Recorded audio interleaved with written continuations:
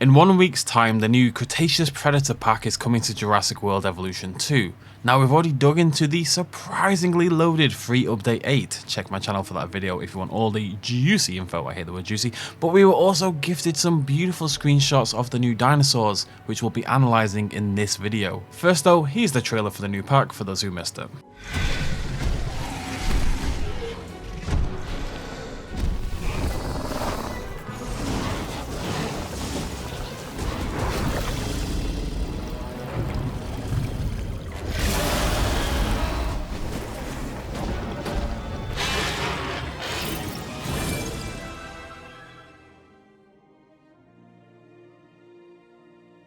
I really only put that in because I want to give a quick shout out to the capture artist for that one. There's some lovely moments there, like the tree transition with the Concavenator, go back and watch that, and the camera focusing with the Utahraptor. It really sells the idea it's being filmed by a videographer lurking in nearby bushes. I digress. Let's check out those 4 new dinosaurs in a little bit more detail. Let's kick things off with Concavenator the Cuenca Hunter, so named because it was discovered near the Spanish city of Cuenca. This new medium-sized theropod, think Australorvinator sized, did actually make an appearance in the Jurassic franchise. Yeah, sort of. A statue of the dinosaur is visible in Lockwood's mansion, and it's worth noting that Frontier have gone for their own design rather than the, if we're honest, a somewhat fish-inspired one from the film. An interesting difference is also visible here if you look specifically at their backs. Concavenator is famous for this double-peaked vertebra extension. This is sometimes rendered as a sail, as with Fallen Kingdom, and sometimes more like a hump, which is the direction Frontier have gone with. It's less aggressive here, it's meatier and... yeah, that'll do as a description. It's meaty. I think I do prefer Frontier's rendition. It feels a little bit more naturalistic, and since it's still up for debate as to both the visuals and indeed the purpose of this sail/hump, I think they went with the right choice. There's more lovely nods to the science here though with the quills. Now the ulna of the Concavenator, that's the wrist bone, has structures that resemble quill knobs, something found only in feathered dinosaurs. Paleontologists don't think these supported feathers though, but instead long thin quills, much like you can see on the screen now. As far as I know, there's no evidence for them on the skull that we can also see here, but a little bit of spec never hurt anybody. Finally, a shout out to design. I really like it, looking both lithe and bulky at the same time, especially when it comes to that lovingly lipped face, and oh boy, look at the wrist placement. The pattern has a little bit of that now typical Frontier splotchy effect that I wish they would calm down with just a little bit, but I really like this bit in particular highlighted where the counter-shaded underbelly doesn't just gradient upwards but it jags upwards, matching the perceived aggression of the dinosaur and indeed the whole pack it's featuring in. Secondly, we've got the Gigantoraptor, the giant thief. At nearly 26 feet in length, this thing was the largest oviraptor around by a country mile, and is most certainly the weirdest dinosaur in the pack and may even be odder than what I would say is the current oddball champion in Dinosaurs. Let's shift over to the second screenshot to take a look at this one. We get a really nice look at some of the varied colours this thing is going to have, ranging from steel greys to browns to swampy greens. It looks like the pattern aspect shows mainly on the very elaborate wing feathers, splaying out in this lovely burst of colour across the entire length of the arm. Themselves long and tipped with hooked claws, Gigantoraptor had very peculiarly long arms and fingers. We can see via the one on the left that we've got a tail fan here as well, similar to the Dinosaurs. Zooming in on the head, we can see the other source of colour, that burst of purple along the mohawk. This is clearly the pattern at work, as the brown Gigantoraptor in the distance has the same coloration despite a different basic skin colour. The crest on Frontier's version is pretty large, quite a lot larger than most recreations I've ever seen, but as with the Concavenator quills, it's okay to elaborate a little on things like this for the sake of compelling designs. What has been rendered really well is the huge size of that ominous keratinous beak at the front. Now interestingly enough, Gigantoraptor is speculated to have been omnivorous, so we may be looking at our next omnivorous dinosaur after the mechanic was introduced a few updates ago. Predictably, Giganto seems to mainly behave like a giant monstrous chicken, and the animation work in the trailer really sells that vibe perfectly, with the hunched down posture, the tail feathers pushed up into the air, and the wings splayed out to the side. I'll tell you right now, I'm really excited to see how this thing kills humans, and I'm praying that it's chicken-esque.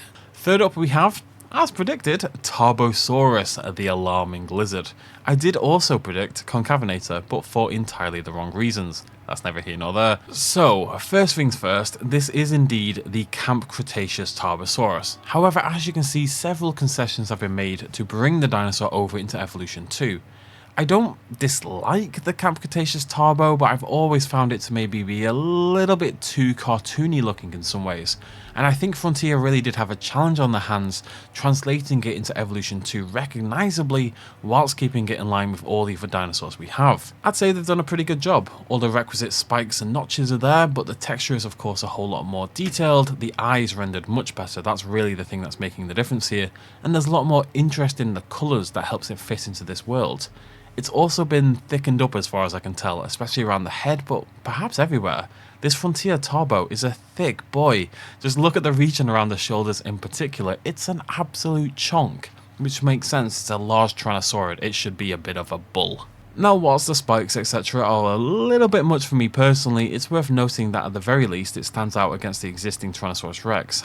And the skin we get a glimpse of in the trailer feels like a much better fit. This mix of blue and brown is an absolute classic, and honestly I think the dinosaur looks pretty fantastic here. I'm actually quite excited about it based on the trailer imagery. It looks like a mix of the Rex and the Dominion Giga. As we can see by comparing the tail patterning, this is the Frontier skin, so it seems like it's going to have default Frontier patterns and then a bonus Tarbosaurus 2022 skin for Camp Cretaceous Hidden Adventure. Our final dinosaur off the pack is the Utahraptor, Utah's Predator. This is a dinosaur I've been clamouring for personally for a really long time now because I wanted to see Frontier put their newfound feathering talents to the test with a fully feathered larger Dromaeosaurid, and my dreams were answered. At around 17 feet long, this is not a small carnivore, and is more likely to be tussling with the medium-sized carnivores we already have in the game, like Herrera, Cryolopho, and of course, the new Concavenator. This thing is beautifully fully feathered as we'd expect, save for the fading feathering on the snout. We once again have a dropping tail fan similar to the early Gigantoraptor. We can see a little of the pattern coloration there with the almost dipped coloration effect at the end of the tail feathers as well, and the dots of white akin to many modern dinosaurs. Up close this last looks a little, yeah, it's hard to say. That eyeball is almost bulging out of the socket, again not too dissimilar to modern dinosaurs, offering it fantastic vision for its role as an ambush predator. Utah was typically hunting some pretty hardy herbivores like ankylosaurs and would have acted primarily via ambush. Hopefully that's reflected in the kill animations. Up close with that grin of small serrated teeth and bulbous white eye, it fluctuates between terrifying and maybe a little bit derpy. It's kind of got both vibes going on. I think a lot of this is the angle of the head. It's making the eyes look a bit odd, and it's also shortening the snout as well. It looks better as you can see on the trailer. We've got a nice display of low feathers at the top of the skull as well. It's actually just really nice to see something other than a mohawk on a feathered dinosaur. And that's your lot for the Cretaceous Predator Pack. A really surprising pack direction, but as much as I love my herbivores, it is kind of nice to get a pack solely focused on just giving us interesting predatory dinosaurs.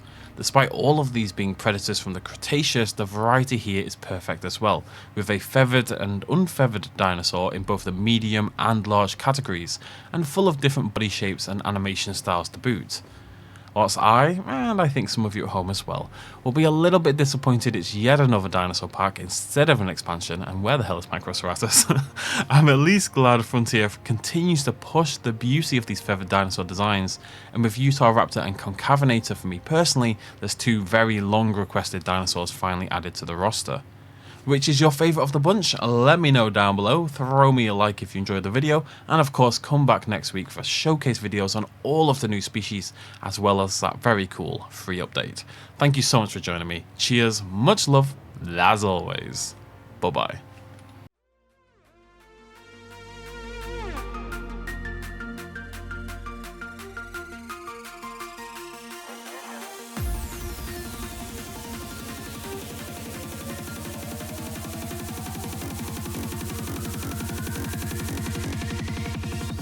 Road.